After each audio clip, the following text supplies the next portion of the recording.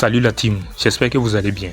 Et oui, comme le montre le titre de ma vidéo, je vais vous démontrer pourquoi Majin Buu peut battre Saitama, même si ce dernier est capable de le frapper avec ses fameux coups de poing très puissants.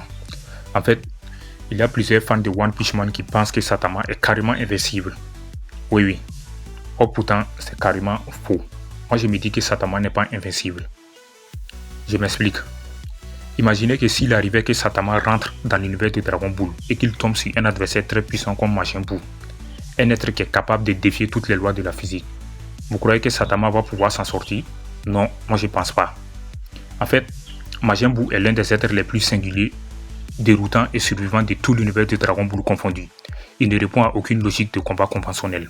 Là où la majorité des combattants peuvent être vaincus par la force brute, la destruction de leur corps ou même par l'annihilation complète, je peux dire que Majin Buu défie littéralement toutes les lois.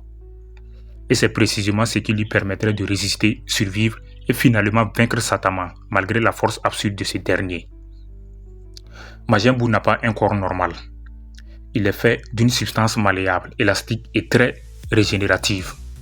Il peut être déchiqueté, réduit en poussière, transpercé, explosé et même vaporisé partiellement. Mais sachez qu'il reviendra toujours pour se battre. Sa régénération est instantanée, quasi divine. Dans Dragon Ball Z, il a survécu à des attaques capables d'anéantir des planètes. Il a déformé son corps depuis des particules de fumée et repris forme, même après avoir été réduit en morceaux microscopiques. Quant à Saitama, aussi fort soit-il, je peux dire qu'il utilise une force très physique.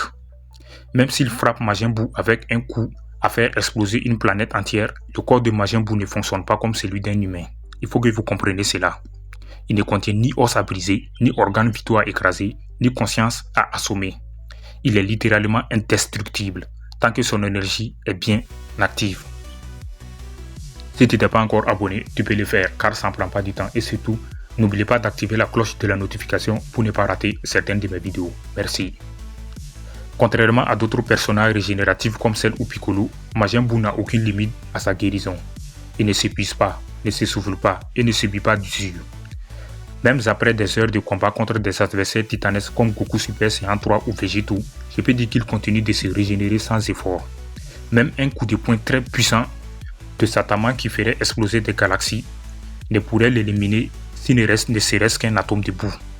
Il se recomposera et reviendra à la charge. Majin Buu ne se limite pas à des attaques physiques, je m'explique. Il possède un arsenal magique, dont la célèbre transformation en bonbon, qui fonctionne même sur des adversaires plus puissants que lui. Ce n'est pas une attaque énergétique, c'est juste une magie pure. Il a transformé Dabra, un roi démon, et même des Kaioshin. Donc si Buu parvient à placer un rayon magique sur Saitama, je peux dire qu'il pourrait le transformer en sucrerie, et dans cet état, la force physique de Saitama ne servira plus à rien du tout. Il peut aussi absorber des adversaires, enfermer leur essence dans son corps, copier leur technique, leur force et même leur intelligence. Il est déjà devenu Buu Gohan, Buu Piccolo et a même gardé leurs souvenirs et talents. S'il absorbe Saitama, il deviendra instantanément une version surpuissante de lui-même, capable d'écraser toute résistance. Donc Buu n'a pas besoin de manger les amis, ni de dormir, respirer ou même réfléchir. Il peut se battre indéfiniment, sans ressentir la fatigue. Même Saitama, bien que surhumain, reste un être vivant, qui suit encore certaines limites biologiques. C'est-à-dire quoi? Il saigne parfois, il mange, etc. Buu, lui, transcende la biologie.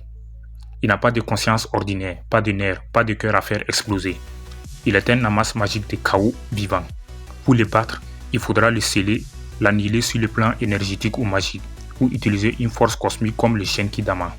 Un simple coup de physique, même d'une puissance divine, ne suffit pas pour le battre, les amis. Ouais. Donc Saitama, par sa nature de parodie, est extrêmement très fort. Ça, moi-même je l'admets. Il est très fort, les amis, je l'admets.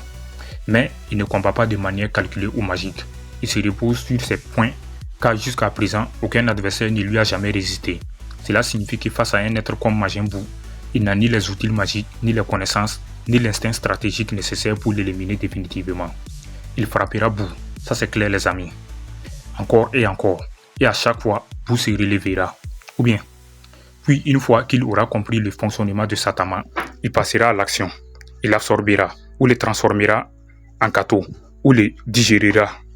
Car contrairement à Saitama, Majin Buu apprend en plein combat. Majin Buu n'est pas un simple monstre, les amis. Il est une entité changeante, évolutive, capable de muter selon sa personnalité dominante. Par exemple, Boo pur, Boo maléfique, Boo avec Gohan, Boo gentil, Kid Boo. Je peux dire que cette multiplicité lui donne un potentiel de progression infini. Il peut devenir plus cruel, plus puissant, plus rusé, selon les besoins.